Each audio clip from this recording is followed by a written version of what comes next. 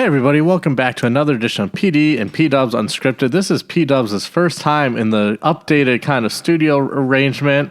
I don't even know where I'm at. I mean, this is amazing. What a little change in geometric shape will provide for us. Right, a whole new aspect. So now you just don't see our side profiles. Yeah.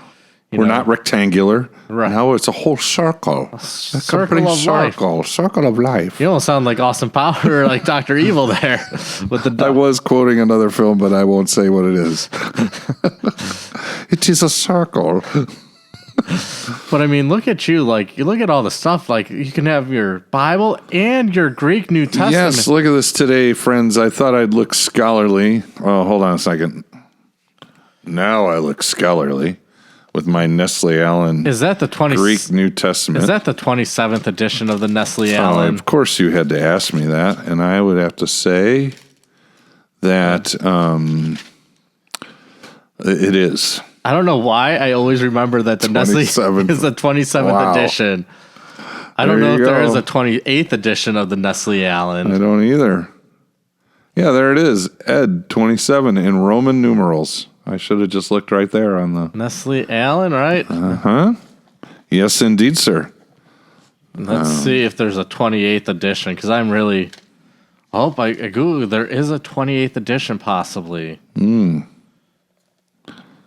know. We'll have to get it. I am a 27th edition only. That's what Dr. Freilich wanted in Greek class, so that is all... I believe in. I think there is only one to really consider, and that's the 27th. What is this updating? What is there to update? It's perfection. Oh, I found the dictionary. I was like, oh, there's a Nestle Allen Greek New Testament with concise dictionary. Oh, hey now.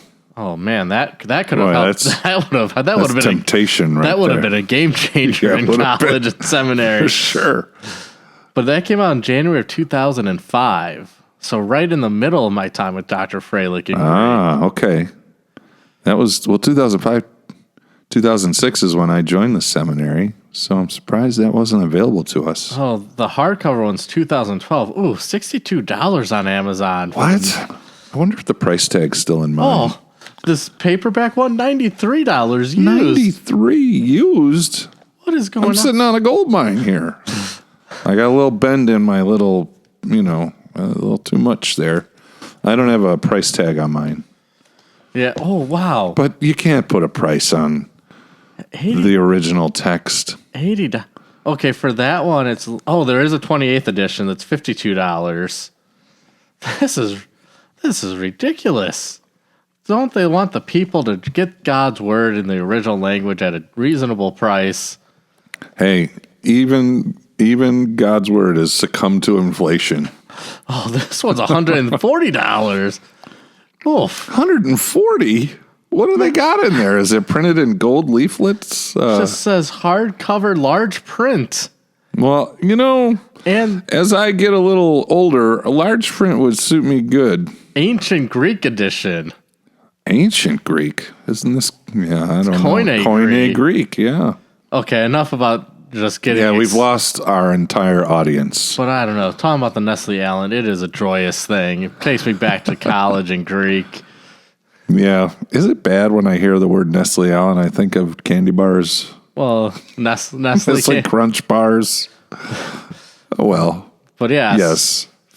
Yeah, now we're just talking in sync here with one another with our yeses.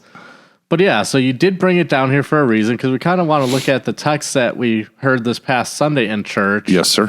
Where it's talking about, there's a lot in this text with like Jesus coming to the disciples, telling them to put the net on the side of the boat. Yeah. And the 153 fish, which I like how they note that 153 fish. Yeah, we were kind of talking about that in our devotion that PD led for us in our staff meeting earlier this week. And I was like, I wonder if they just put that 153 in there to that's a ton of fish. Let's lay them out and count them out.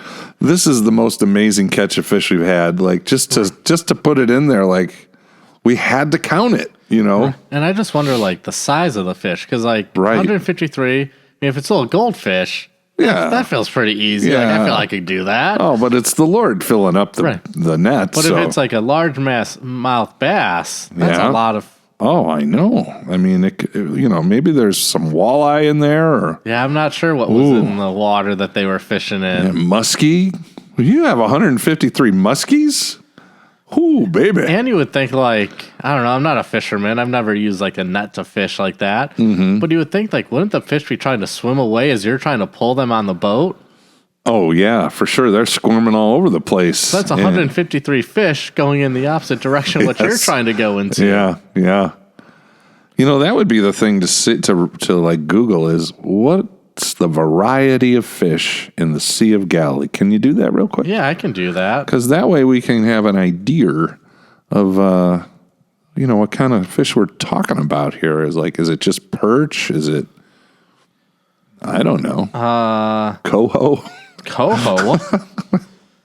They used to have coho fishermen in the 1970s, Lake Michigan. It's kind of a junky fish.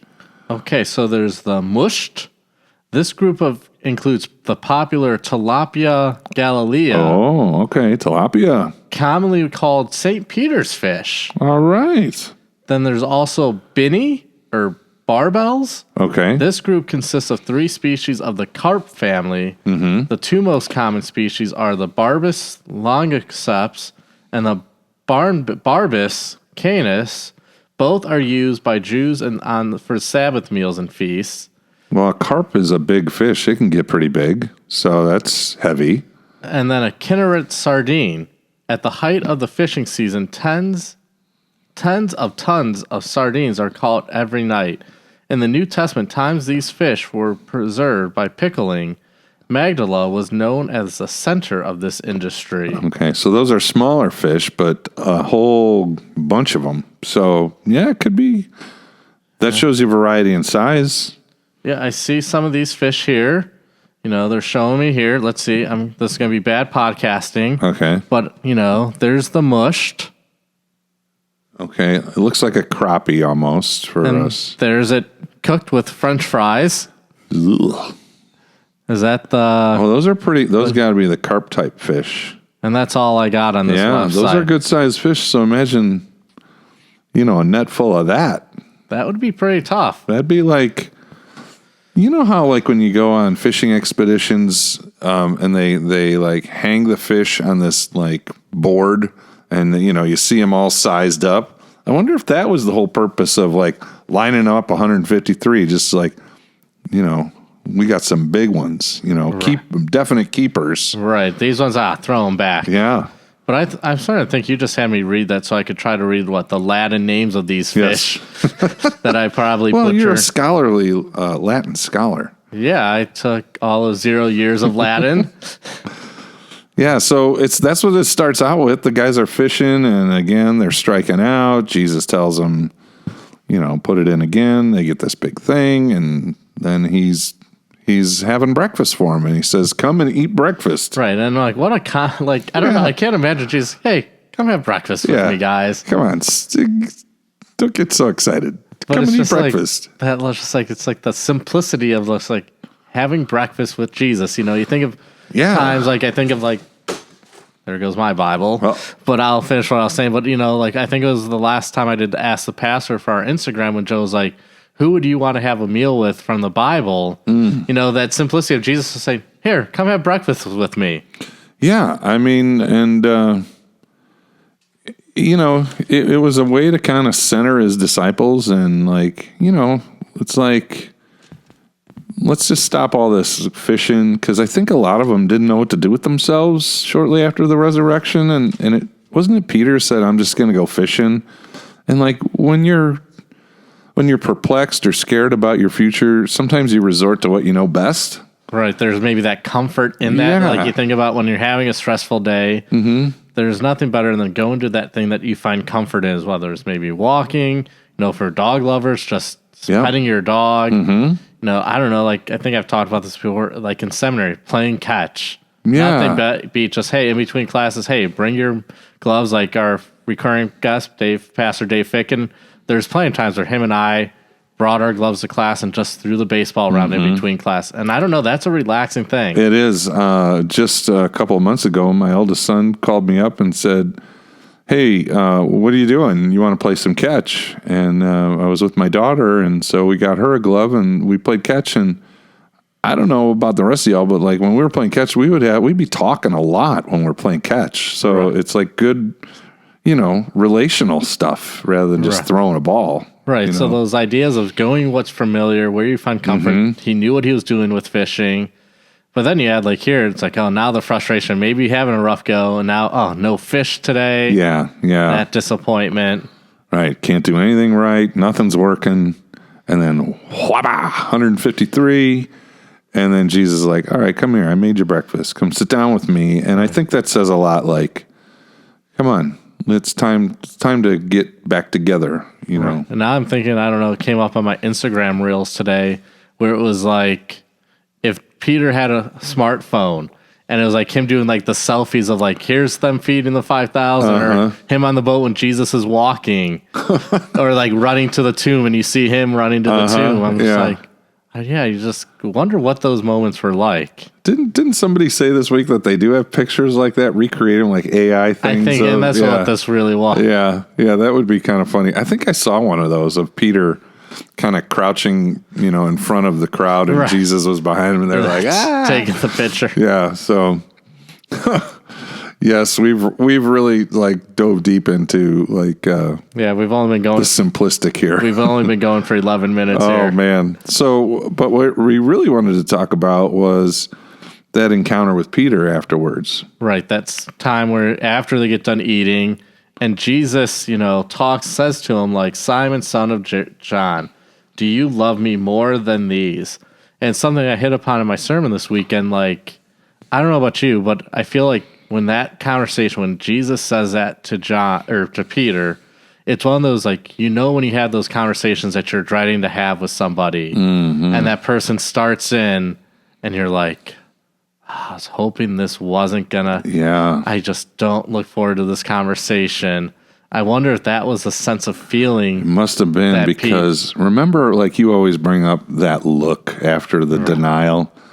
And that Jesus looked over and saw Peter, how that just probably crushed Peter's heart. And like, oh, I really let my Lord down.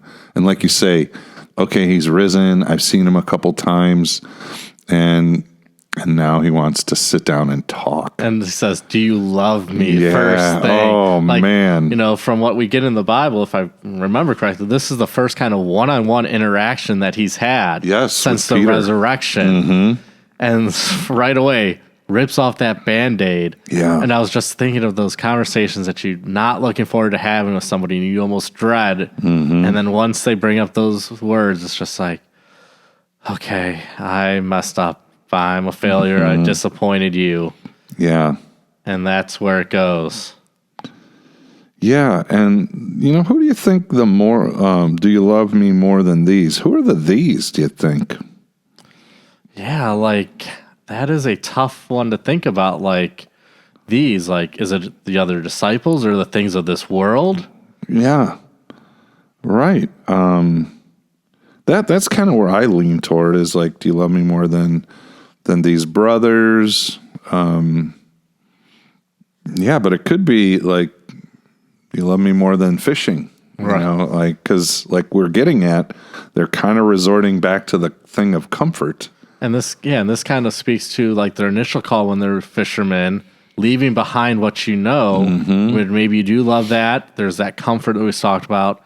And now here, like, hey, and as he goes on and it's like, listen, you're going to follow me. It's not going to be easy.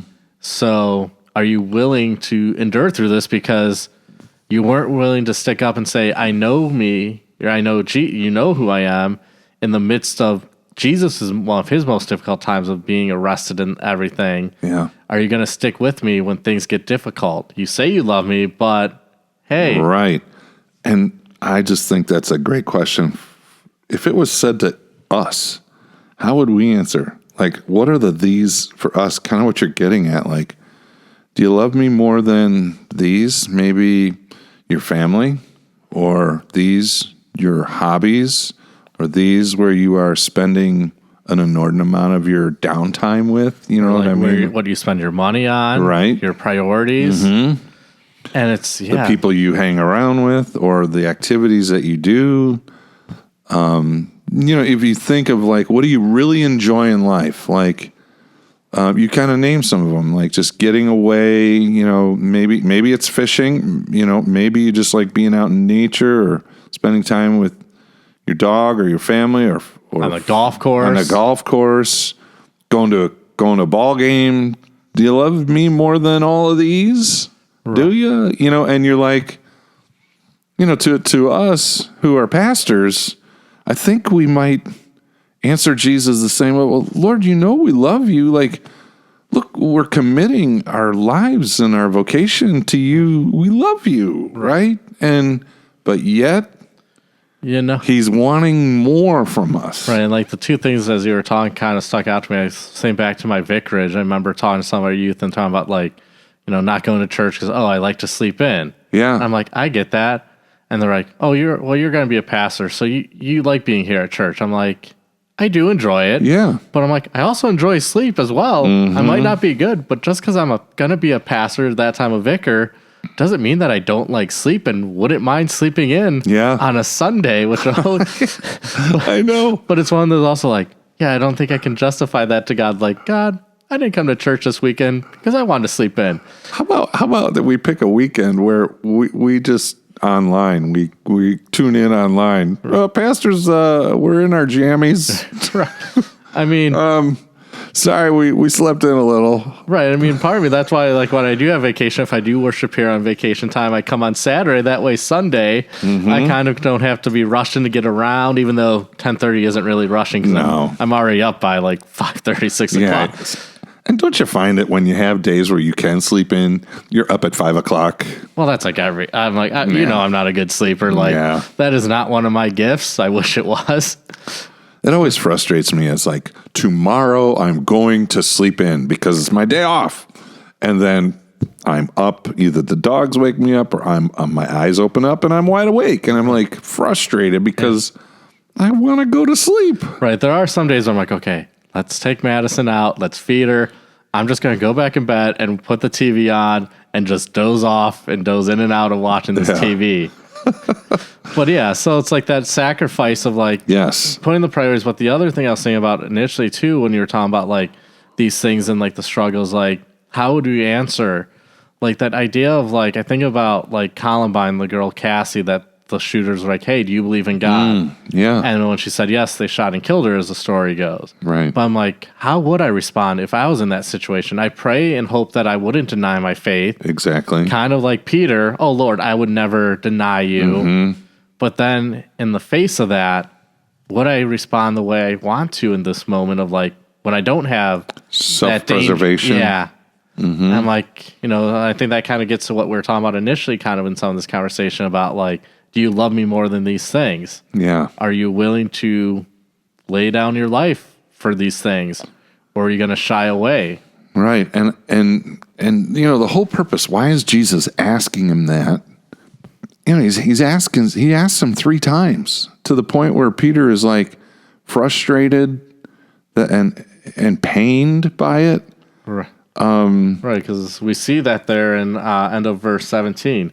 Peter was hurt because Jesus asked him the 3rd time. Yeah, but every time Peter answers, Jesus gives him something to do. Right. And so, and they're all kind of related, lamb, sheep. Right. Feed my, tend my. Tend my. It's almost like Jesus is like, well, I'm about ready to give you something really, really important to do, or something so precious to me to care for, that I need to know that you love me over all things, right? Because these that I'm having you care for matter to me, you know, and it's more than just a flippant, a curiosity. I think it's Jesus is preparing Peter's heart to be ready to take on responsibility. The responsibility. Yeah. Yeah, because you think about we're to love like how Jesus loved us. He loved us, all the good, all the bad, so much that he was willing to give his life for that. Right. Are you willing to take on that responsibility? Which, like I said, in this moment, I'd hope to say, yeah, I'm willing to do that. But in the face of that, would I pull what Peter did on that first Maundy, Thursday of nope, I don't know. Yeah. Right. Yeah. And to be so bothered by it that you disassociate yourself entirely to Jesus, and you call down curses on yourself. I don't know the man. Right. And I think we probably talked when we had, because I'm sure we've done a podcast talking about that. But you would think, wouldn't you realize after the first time of denying him, yeah, oh, what did I just do? And then to get more angry each time. But it's look at us when we sin. Yeah. Sometimes we don't even realize it. Even once we commit it, we're like, oh, and then we keep maybe going down that path. And then finally it sinks in what did I just do? Yeah. Well, I think you're getting onto something because, you might think, why does Jesus ask him 3 times? Well, he denied him 3 times. And then, you're getting at, there's a progression of the level of denial, right? And there's a progression in here, too. Right, and I think that's why you brought in the Nestle Allen. It is. So, in English, we see the word love. Love, love, love. Do you love me? I love you. Do you love me? Yes, I love you, Lord. Do you love me? You know I love you. And John records it, I think, for a reason. I don't know if Jesus, he must have said the words the way he said. There's the various levels of love, and John uses 2 of them. One is phileo love, which is brotherly love or familial love. We have a brotherly love. We care for each other. Then there's agape love, which is a sacrificial love. A love that is ascribed probably rightly only to God, right? Because I think only he could be the true essence of agape sacrificial love. We can try and sacrifice things out of love, but I don't our sinful heart. Right. We don't get to the extent that it might be I think back to in not critique, but in chapel earlier this year when we were talking about Lent and I was talking to the kids about what you gave up. Oh, yeah. And you had some kids I gave up going to the zoo for one day. It's I appreciate it. It's a sacrifice. But it's one day. It's one day. I'm going back I'm just going to go the next day. At least they admitted it. They admitted it. But us adults, we would be thinking that, but it's I gave it up. I gave it up. It lasted a day. It's oh, what are you giving up for Lent? I'm giving up drinking coffee for both of us. Yeah. Okay. All right. That's not a hard thing for either of us to do. Nope. But for someone, it might be. But it's that idea of oh, yeah, I make a sacrifice. But how really big of a sacrifice? Is it truly a sacrifice? Yeah. So that progression, I think, maybe John bore that out for our benefit because, just as our denial and our sinfulness progresses into something superficial down to something downright to the core of us, so does the level of love. And so really what's happening in this exchange, according to the way John has written it, is that Jesus is saying, do you love me sacrificially? And John is saying, I love you like a brother. You know that. And then he asks him the same level again. And then he sees Peter getting frustrated, right? And you could postulate well, why is he getting frustrated? Is it because he keeps asking him? Or is it because he asks him about a love that he realizes he can't say, I agape love you, because he says, I phileo love you. So then Jesus, in the most pastorally loving way, in that third level, he drops it down to phileo. Well, now I really understand that can you love me in this level? And then he says, you know all things, And so he tells him to feed his sheep. So the most precious of the Lord's flock, right? He gives him this amazing task. Right. But yeah, he walked him through the paces, didn't he? Oh, yeah. I mean, like that, and you wonder. We talk about that stare in the midst of this conversation. You know how you recall things in your mind's eye of a moment. I bet Peter was like seeing Jesus' face in that moment of denial through this conversation. Right? You wonder, like, when it says Peter was hurt, was he picturing it in that hurt? Yeah. And just reliving that. I mean, I think that's the same, like I was kind of hitting about earlier, like when you have those conversations that you dread with somebody, as it's happening, you're reliving that and you realize, like, oh, I know I messed up. I know I didn't do what was right. Mm-hmm. And then so you get that, and then you also get, I mean, I think it's difficult saying there too when you get into verse 18. Very truly I tell you, when you were younger, you dressed yourself and went where you wanted. But when you are old, you will stretch out your hands, and someone else will dress you and lead you where you do not want to go. And then you get verse 19. Jesus said this to indicate to what kind of death by which Peter would glorify God. Like, oof. Like, he's just saying this because, yeah, this is your future. Yeah. And I mean, and our tradition speaks to that Peter was crucified upside down because he didn't feel worthy to die in the same manner as Christ. And I mean, I can't imagine crucifixion to begin with, but then to be upside down. Yeah, with all the blood rushing to your head and your body. Like, I mean, the pressure. Yeah, I mean, I've never done a roller coaster where I've gone upside down, but I couldn't imagine, like, you see people sometimes get stuck in a roller coaster. Yep. What would it feel like being stuck upside down? Ooh. Yeah, uncomfortable, for sure. But at least you're not nailed to something like Peter would have been on the cross, like tradition suggests. Yeah, so it's like Jesus gives him this assignment to care for the part of the flock that he loves so dearly, and then says, like, well, because you do this, you're going to be led away to something you don't want to do. And then he wraps up, follow me. Yeah, and so, like, would Peter be like, I'm on board, Jesus, let's go? Or would you be just sitting there going, what did he just say? What does he just say that I should do? Follow me? Yeah, and they're like, to my death? And so that gets back to the love. Do you love me so much that you would be willing to die for me and care for the ones that I love dearly? Right. That's a tall order. It's a tall ask. And when I was looking at this last week and, and talked a little bit in my message, because last week was call day for both of our seminaries, Fort Wayne and St. Louis. And it was one of those, like, I started thinking about it, and I looked up, and if I counted right, there was 94 candidates placed as pastors between both seminaries. Yeah, that's a all right number, I guess. Kind of back to the level when we were going through. Right.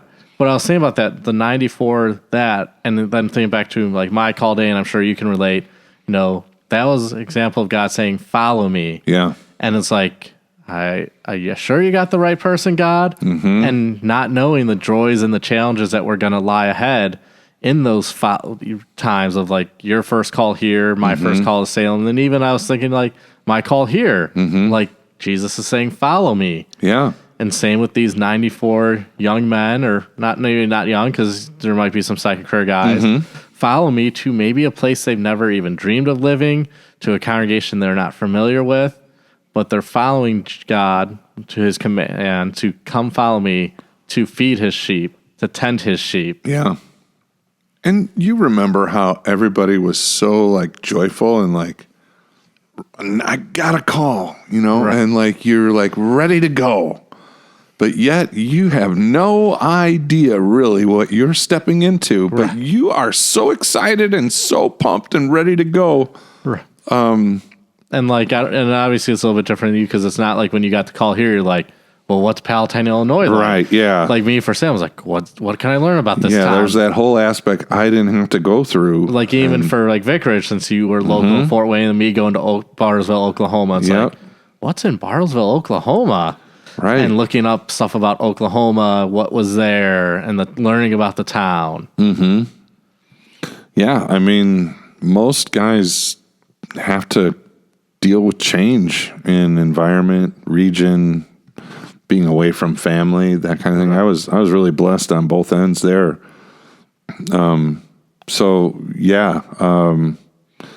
That is something where you have to come in totally cold and not know what to expect. Right, but it's hearing that call of follow me. Mm-hmm.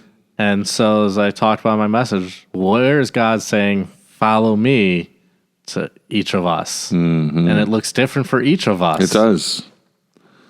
Right. And so that's something for us to contemplate. Like, even if it's just a new job, you know, maybe that you've been with a company and you feel like, well, my work here is done and I'm going to look for another job. And maybe that looking takes you to a different location. We have to move, right, whether you're alone or your family. Those are big things for people. And like, but you, even in those things, you as individuals who follow the Lord must feel like, well, the Lord is leading me to this, you know. Maybe it's an advancement in your career, or even as maybe you're moving away from family, to know that God is with you. Right. Maybe it's a change you didn't really want to make. Mm-hmm. Different circumstances forced you to follow. Right. Like, which then goes back to the disciples with the fishing. They trusted Jesus when he said, throw your nets on this side. Yeah. And that's what we have to do. And like same with the other reading for this past weekend with Acts of Ananias going to Saul, Paul, whatever you want to call him. Right. Because pretty much in a sense, God was telling him, follow me to the straight road and find this man, Saul. That's right. And it's like, sure you But Lord, don't you know this guy? He's been breathing murderous threats to the Jews. And you want me to go see him and talk to him? Really? Do I really have to follow you there? I'm sure I'm not hearing this right. But still that, and any of those times when God calls us to follow him, whether it's to a person, to a place, or a how, we have to trust him. Yeah.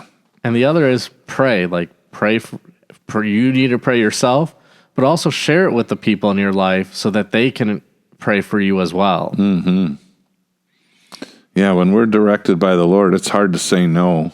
Right. I mean, we can say no. Like, you and I could have said no to the Lord, like, no, I'm not going to become a pastor. I'm going to keep doing what I'm doing, or I've got a different plan.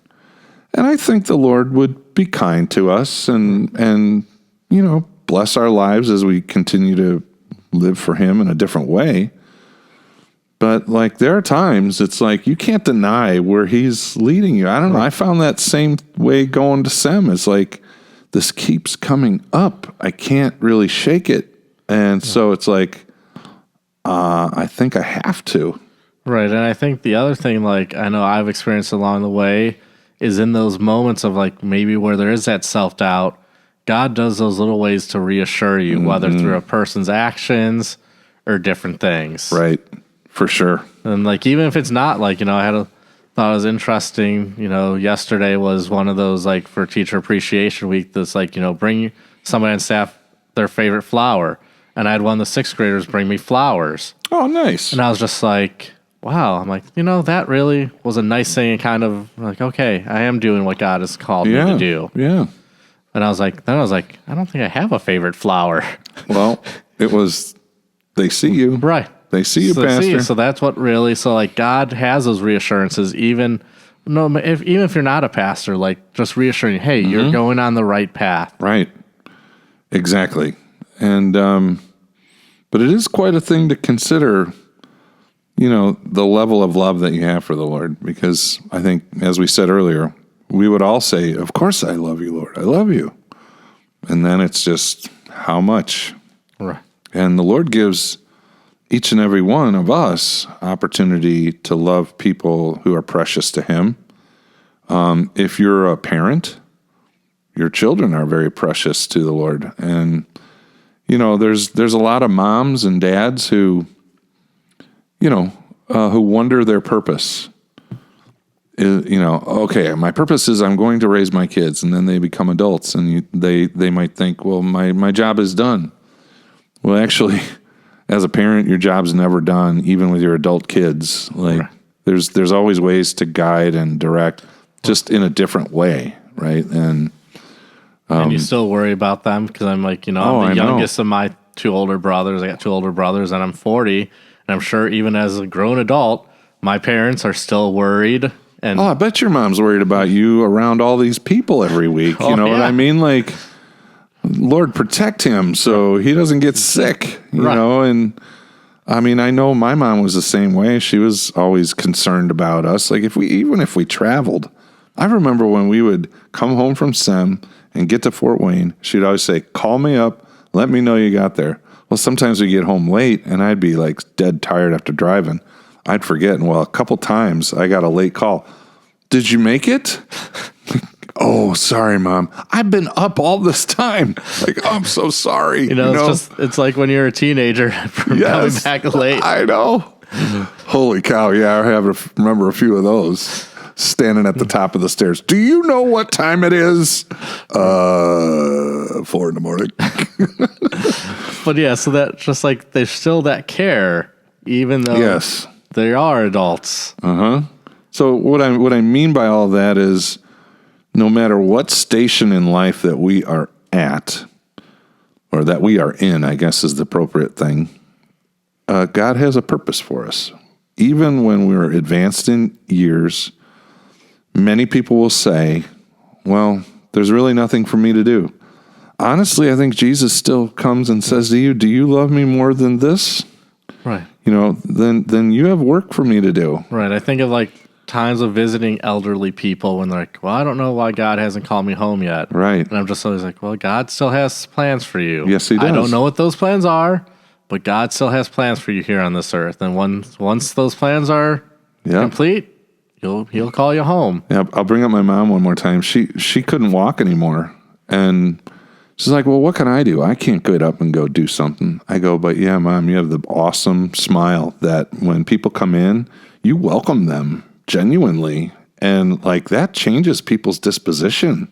Like if you walk into a room and someone's like grumpy and scouring at you, you're not going to feel too good. But like, I'm not kidding you, Mom. Every time someone walks in, I've seen it. Like people walk in, you don't even know who they are, and you're gracious and smiling to them. I see it makes a difference to them. So there you go, you know, and it's hard to be convinced of that sometimes when your body is failing you and things like that. So, but yeah, there's always something for us to do in this life for the Lord, and that's a challenge to remember that, you know, and maybe the threefold, you know, telling, well, go do this. I think, you know, that repetition helps it sink in. Right. As opposed to just one time. Right. And no matter what, wherever God is saying, follow me, we have that promise of Jesus is going to be with us. Yeah. Amen. So good one to end on. Yeah. So thank you everybody for listening, and thanks P-Dubs for a great conversation here, and God's blessings.